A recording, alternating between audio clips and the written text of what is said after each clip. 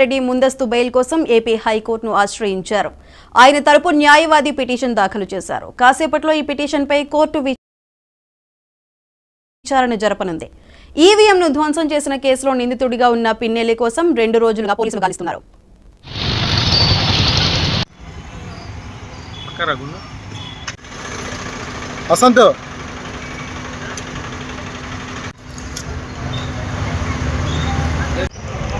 మనకెందుకు వదిలేదు ఎక్కడా లేదు ఎందుకు ఉంటుంది.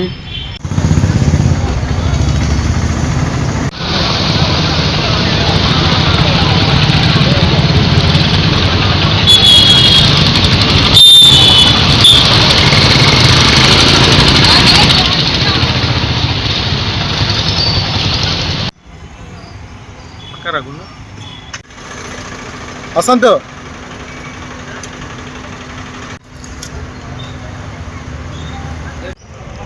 మనకెందుకు వదిలేదు ఎక్కడా లేదు ఎందుకు ఉంటుంది.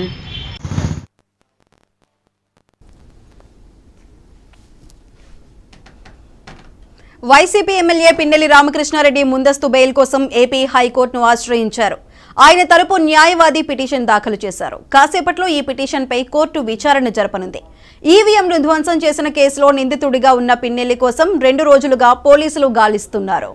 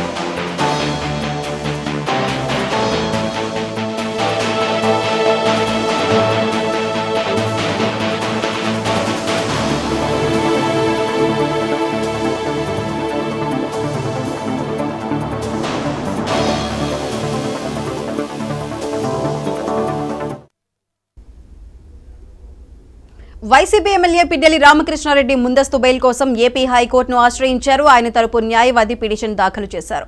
కాసేపట్లో ఈ పిటిషన్పై కోర్టు విచారణ జరపనుంది. అయితే దీనికి సంబంధించి మరింత సమాచారం మా ప్రతినిధి అనిల్ అందిస్తారు గుంటూరు నుండి. అనిల్, చెప్పండి.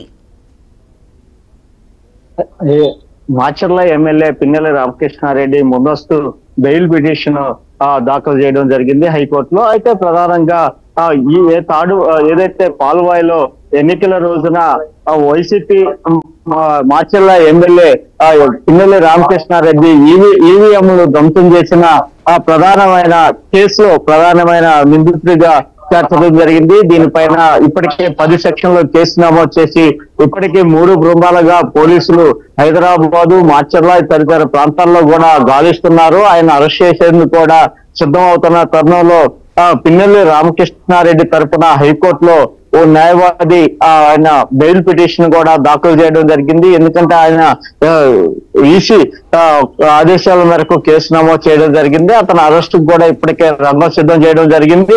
ఈ నేపథ్యంలోనే ఆయన హైకోర్టులో ఆయన తరపు న్యాయవాది కూడా పిటిషన్ దాఖలు చేశారు. దీనిపైన మరికొద్ది సేపట్లోనే విచారణ జరిగే అవకాశాలు ఉన్నట్లుగా మనకు తెలుస్తుంది.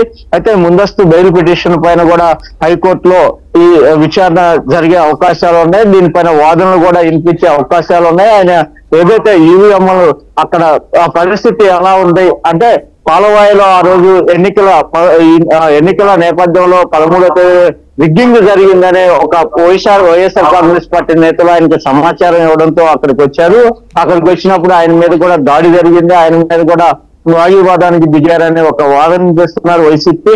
అయితే ఇక రిగ్గింగ్ జరిగిన నేపథ్యంలోనే ఆయన అలాంటి పరిస్థితికి పూనుకున్నారని కూడా ఇప్పటికే కొంతమంది వైఎస్ఆర్ కాంగ్రెస్ పార్టీ నాయకులు కూడా వాదన వినిపించడం జరుగుతుంది.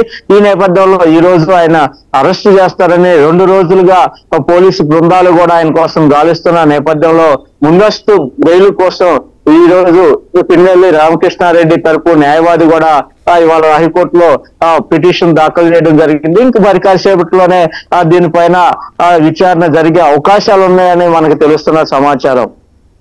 అనిల్, అయితే పిన్నెల్లి తరపున పిటిషన్ దాఖలు చేసిన న్యాయవాది ఏ విధమైన వాదనలు జరిపే అవకాశం ఉంది అంటే ముందస్తు బెయిల్ కోసం? అయితే ఖచ్చితంగా అక్కడ ఉన్న పరిస్థితులు అంటే ఈవీఎంలు పగల ధ్వంసం చేసిన సమయంలో అక్కడ ఉన్న ఈసీకి తప్ప పోలీసులకు తప్ప మరి ఎవరికి కూడా అక్కడ నుంచి లీక్ అయ్యే అవకాశం లేదు. అయితే ఆయన ధ్వంసం చేసిన విధానాన్ని ఈసీ కూడా రాష్ట్ర ఎన్నికల కమిషన్ కూడా ప్రకటించింది, మేము విడుదల చేయలేదని. అంటే దీన్ని ఎవరు విడుదల చేసి ఉంటారు, అసలు అక్కడ ఏం జరిగింది, మొదటి నుంచి వీళ్ళు ప్రధానంగా అసలు ఆ బూత్ లో మొదటి నుంచి ఏం జరిగింది అన్నది కూడా వీడియో మొత్తం బయట పెట్టాలని కూడా వైసీపీ గత 2 రోజులుగా డిమాండ్ చేస్తుంది. ఓన్లీ ఆయన ఒక్క ఈవీఎం ధ్వంసం చేసింది వీడియో మాత్రమే రిలీజ్ చేశారు. మిగతా ముందు ఏం జరిగింది, ముందు వైఎస్ఆర్ కాంగ్రెస్ పార్టీ ఓటర్లను కూడా దాడి చేసి భయభ్రాంతులకు గురి చేసి అక్కడ రిగ్గింగ్ చేశారనే అనుమానాలు పూర్తి స్థాయిలో వ్యక్తమవుతున్నాయి. ఈ తరుణంలో ఒక అభ్యర్థిగా ఉన్న వ్యక్తి అక్కడికి వచ్చినప్పుడు ఆయన ఆగ్రహంతో అలా చేసి ఉండొచ్చు. ఖచ్చితంగా ముందున్న వీడియో ఎలా ఉంది అంటే వైసీపీ ఓటర్లను ఎందుకు వేయలేదు, అక్కడున్న టీడీపీ ఏజెంట్లని కూడా వాదన వినిపిస్తున్నారు. దీనిపైన కూడా ప్రధానంగా ఒక అవకాశం మాత్రం ఖచ్చితంగా దీని మీద వాదనలు జరిగే అవకాశాలు ఉన్నాయి. ఎందుకంటే అక్కడ ఆ పూర్తి విచారణ జరిపించాలి, అసలు ఆ బూత్ లో ఉన్న రికార్డు మొత్తం బయట పెట్టాలి, అసలు ఏం జరిగింది అన్నది కూడా పూర్తి స్థాయి బయటకు తేవాలని కూడా వైసీపీ డిమాండ్ చేస్తుంది.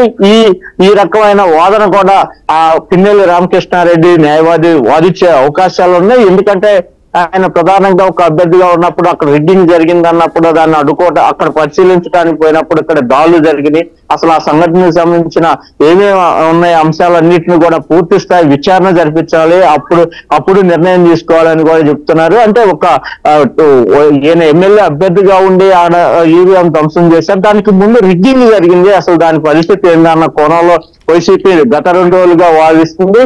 ఇక్కడ వైసీపీ ఎంపీ అభ్యర్థి అనిల్ కుమార్ యాదవ్ కూడా ఇందాక మాట్లాడడం జరిగింది. ఆయన ఒక వీడియో కూడా రిలీజ్ చేశారు. ఖచ్చితంగా పార్లమెంటు ఏదైతే నర్సాపేట పార్లమెంటు పరిధిలో మొత్తం 9 ఈవీఎంలు ధ్వంసం చేశారు, అసలు అవన్నీ ఎందుకు బయటకు పెట్టలేదు, 8 చోట్ల రిగ్గింగ్ జరిగింది, వాళ్ళు ఎందుకు బయట పెట్టట్లేదు, వీటన్ని బయట ఎలాంటి విచారణ జరిగింది, అసలు ఈసీ మీదే మాకు అనుమానం ఉందని ఆయన ఒక వాదన వినిపించారు. అలాంటి వాదనతో పాటు ఇటువైపు ఖచ్చితంగా హైకోర్టులో కూడా వాళ్ళ న్యాయవాది పిన్నెల్లి రామకృష్ణారెడ్డి తరపు న్యాయవాది కూడా ఈ వాదనలు వినిపించే అవకాశాలు ఉన్నాయి. పూర్తి అంటే ఈసీ కూడా మేము ఈ వీడియోని విడుదల చేయలేదు అని చెప్పింది. అంటే గోప్యంగా ఉంచి విచారణ చేయాల్సిన వీడియో అసలు అదంతా కూడా ఈసీ పరిధిలో పోలీసు అధికారుల పరిధిలో ఉంటుంది ప్రస్తుతం. అయితే ఈసీ రాష్ట్ర ఎన్నికల కమిషన్ కూడా ఓన్లీ ఏపీఆర్ఓ పిఆర్ఓ మీదే ఒక యాక్షన్ తీసుకునే అవకాశాలు మాత్రం ఉన్నాయి, వాళ్ళ మీద తీసుకుంటామని చెబుతున్నారు. అసలు ఇక్కడ ఏం జరిగింది అన్నది పూర్తి బయటపట్టాలని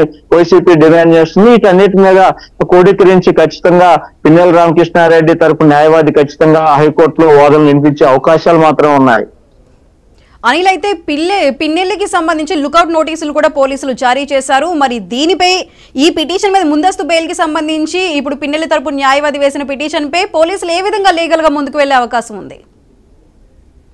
ఖచ్చితంగా వాళ్ళైతే ఆ వీడియో ఆధారంగానే ఏదైతే మే 13 ఎన్నికల తర్వాత ఆ రోజు కానీ జరిగిన సంఘటనలపై పూర్తిగా పోలీసులు ముందుగానే విచారణ చేపట్టినప్పటికి కూడా కేసు నమోదు చేసినా కానీ అసలు అక్కడ ఏం జరిగింది అన్నదాన్ని కూడా బయటకు చెప్పలేని పరిస్థితి ఉంది.